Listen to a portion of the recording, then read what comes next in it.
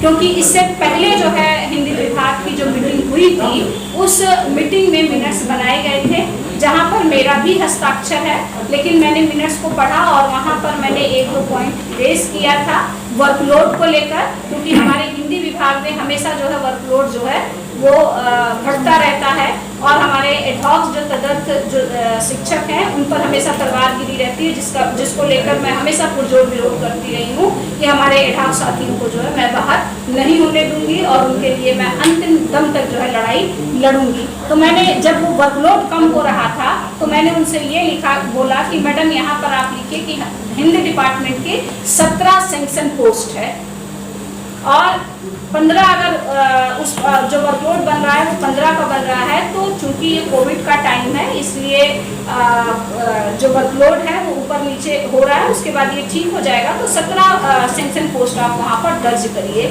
उन्होंने विभाग के सभी टीचर्स के सामने ये कबूल किया था कि हम जो है आपके इस बात को वहाँ नोट कर देंगे, लेकिन उन्होंने उस बात को नोट नहीं किया और काउंसिल मीटिंग में उस मिनट्स को पढ़ दिया गया और वो मिनट्स पास हो गया और 17 से हमारे पोस्ट को 15 कर दिया गया। हालांकि टीचर हमारे अभी 17 हैं लेकिन पोस्ट को 15 कर दिया गया।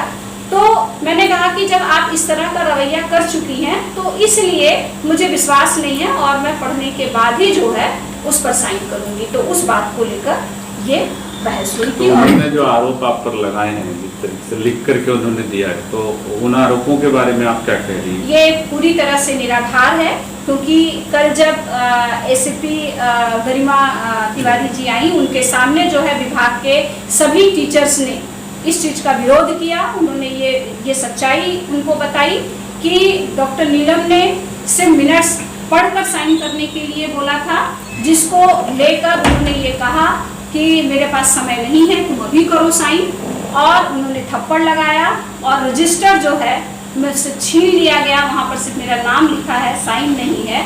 और गरिमा जी ने उनसे पूछा भी कि क्या इधर से भी कोई रिएक्शन हुआ। उन्होंने साफ इनकार विभाग के टीचर्स ने कर दिया कि मेरी तरफ से कोई रिएक्शन नहीं हुआ है और जो भी चीज़ उन्होंने लिखा है वो अपने आप को बचाने के लिए ये षड्यंत्र जो है वो रच रही है, जो सही नहीं है। आपका जो पत्र सोशल मीडिया पे घूम रहा है, जो कि हम तक भी पहुंचा है, तो उसमें 5 टीचर्स के साइन बताए गए हैं, तो लोगों का कहना है कि बाकी टीचरों ने क्यों नहीं साइन? हाँ, इस पर यह है कि मैंने जैसा कि आप लोगों को बताया कि जिस समय ये घटना घटित हुई थी, मैं 2 घंटे तक इतनी स्तब्ध रह गई थी कि मैं मानसिक स्थिति में नहीं थी कि एक पत्र को अब ऐसा नहीं था कि मैं मार खाई और लेकर तुरंत कलम पेन और मैंने लिखना शुरू कर दिया, क्योंकि जब मैंने अपने आप को स्थगित किया, मानसिक रूप से थोड़ा सा तैयार किया और जब मैंने पत्र लिखा तो आपने देखा होगा कि जो टीचर मौजूद थे विभाग में, हमारे 17 टीचर हैं, लेकिन मैंने 17 टीचर का नाम नहीं डाला था क्योंकि उस घटना के समय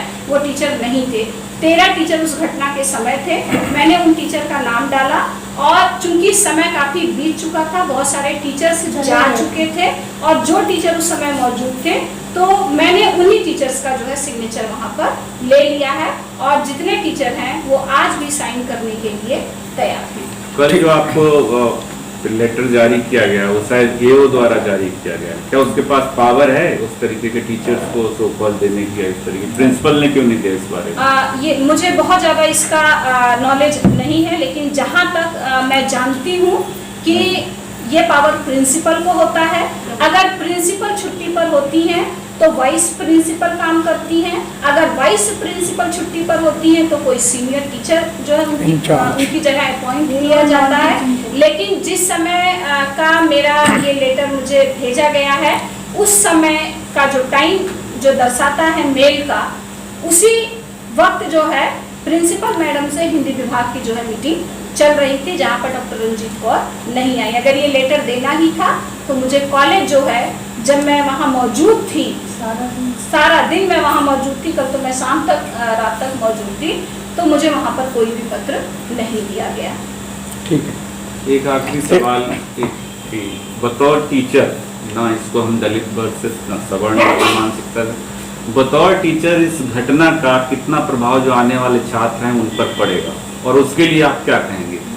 बिल्कुल आप सही कह रहे हैं कि बतौर टीचर अगर देखा जाए तो ये बहुत जघन्य अपराध है और इस तरह की घटना पर अगर रोक नहीं लगाया गया तो ये एक परंपरा चल जाएगी कि कोई भी टीचर किसी भी टीचर पर हाथ उठा सकता है। खास तौर से विभाग में जो एक स्वच्छ वातावरण है कि अगर इंचार्ज है तो इंचार्ज का काम है वर्कलोड बनाना, इंचार्ज का काम है जो है लोगों की क्लास दे देना और वो क्लास जो है सुचारू रूप से चलती रहे।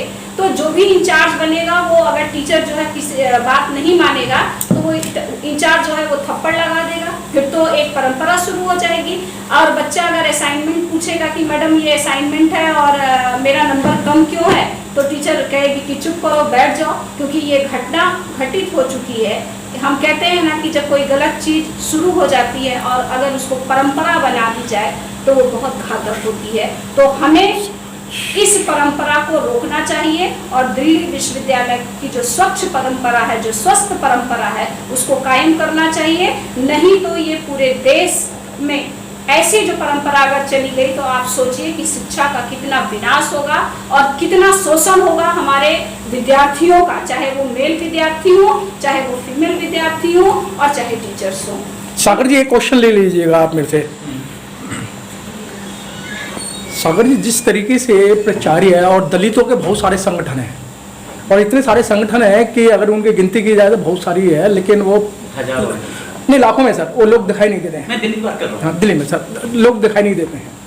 लेकिन जो लक्ष्मीबाई कॉलेज की जो प्रिंसिपल हैं प्रत्युष बत्सला जी, ये पहले भी सुर्खियों में रही हैं और एससी आयोग से भी इन्हें लेटर मिला है, लेकिन उस समय भी संस्था ने कोई काम नहीं करा और आज संस्था कह रही है कि हम नीलम जी के साथ में। अगर इनको पहले ही रोका जाता तो इस तरीके की नौबत नहीं आती और वो कहती है मेरा क्या बिगाड़ेंगे। एक मैं बहुत मतलब एक सच्चाई बताना चाह रहा हूँ। हमारे जो स्टेक होल्डर्स हैं, SC/ST कमीशन, ओके, और parliamentary committee for this SC और parliamentary committee for this OBC, इतने मतलब जघन्य अपराध और डिस्क्रिमिनेशन दिल्ली यूनिवर्सिटी में हो रहा है। हमने वहाँ पर इनको यहाँ पर कई बार सम्मान भी किए गए और कि फिर उनको वहाँ पर उनके मतलब मैं नाम नहीं लेना चाहूँगा, उनके ऊपर इतना प्रेशर है कि भाई नहीं, अगर तुम यहाँ पर अगर तुम ये केस को मतलब टेकअप करोगे तो हम यहाँ से हटा देंगे। इवन दो मुझे कहने में हर्ज नहीं है, मैं चेयरमैन तक की बात कर रहा हूँ कि ये जो दिल्ली यूनिवर्सिटी के आपने देखा है, दुर्भाग्य की बात है जो दिल्ली यूनिवर्सिटी में अभी तक मतलब कितने साल हो गए हैं, कितने डिकेड्स निकल गए हैं, क्या कोई भी अभी तक का केस जो SC/ST डिस्क्रिमिनेशन से रिलेटेड कोई क्लिंच हुआ? नहीं हुआ। क्यों नहीं हुआ? क्योंकि उनके जो लोग हैं वो वहाँ पर हम तो कुछ नहीं है, हम तो जहाँ से बहुत छोटे लोग हैं कहने में, और वो तो बाहुबली है, तो उनको वहाँ पर रोका जा रहा है, तो इसलिए वो ये सारे बच रहे हैं। तो इनके बचाने वाले वहाँ पर बैठे हुए हैं, तो इन पर कोई एक्शन नहीं हो रहा है। और इवन नॉट ओनली दिस, जो इनके जो पॉलिटिशियंस भी हैं उनको भी ये बचा रहे हैं। और कई जो पास्ट का भी एक्सपीरियंस रहा है कि जो एडमिनिस्ट्रेशन है वो पूरा का पूरा इसको बचाने में लगा हुआ है और पहले बचाया भी है। अभी देखा, अभी जितने भी केसेस हुए हैं जो दिल्ली यूनिवर्सिटी में कॉलेजेस में हुए, कभी देखा कि किसी प्रिंसिपल या क्या टीचर्स या TIC के अगेंस्ट में कोई एक्शन लिया गया है? अभी मुझे कोई बता दे, कभी नहीं लिया गया है। तो ये क्या झलकता है? वही तो मैं बता रहा हूँ कि इसमें भी अगर हम हार गए किसी भी तरह से, अगर हम किसी से हम इकट्ठे हो गए, जो बाबा साहब ने कहा था कि भाई अगर हम इकट्ठे नहीं होंगे और फिर हम स्ट्रगल नहीं करेंगे तो हम तो 0 0 होंगे। जो बाबा साहब ने जहाँ से शुरुआत की थी और वहीं पर हम पहुंच गए आज की डेट में देखा जाए, आज वहीं पर है। मतलब हम उससे भी बेहतर, मतलब उससे भी खराब हालत में, और ऐसा ही रहा। जो हमारी जो फोर्थकमिंग जनरेशन है उनके लिए क्या बचेगा? नथिंग है। जो पहले गुलामी कर रहे थे अब वो फिर गुलामी कर रहे हैं। पहले तो लोग कहते थे कि क्या हम अंग्रेजों की गुलामी कर रहे हैं, पर हम अंग्रेज तो चले गए, हम किन की गुलामी कर रहे हैं? सागर जी, कल जिस तरीके से गेट पे ही इस तरीके की घटना थी कि आप लोगों को एक प्रोफेसर नहीं, आप लोगों को टीचर नहीं, आप लोगों को आतंकवादी समझा गया और उस गेट को नहीं खोला गया, जिसके कारण आपने वहां हाउल्ला भी किया। तो सर आपकी गिनती कहाँ आती है? आप तो गाँव में जो लोग रह रहे हैं उनसे गए गुजरे नजर आ रहे हैं। नहीं, उससे भी एक्चुअली इनकी हम एकेडमिशियन तो हो गए हैं, पर मानसिकता तो उनकी वही है ना। है बिल्कुल मानसिकता, आप बिल्कुल सही कह रहे हो कि आप कहीं भी आप देखो, कोई भी आवाज उठाए है, कोई भी पूरे देश में कोई भी आवाज उठाता है, या तो उसको गोली मार देते हैं, या फिर जेल में बंद कर देते हैं, या फिर आपको पता ही क्या करते हैं, या तो सो कॉल नोटिस देंगे। अब इनको सो कॉल, देखो डिस्क्रिमिनेशन इनके साथ हुआ है, अन्याय इनके साथ हुआ है, उत्पीड़न इनके साथ हुआ है, और सो कॉल नोटिस इनको दे रहे हैं। This is not the only case. There are so many other cases pending in Delhi University. So Press the bell icon on the YouTube app and never miss another update.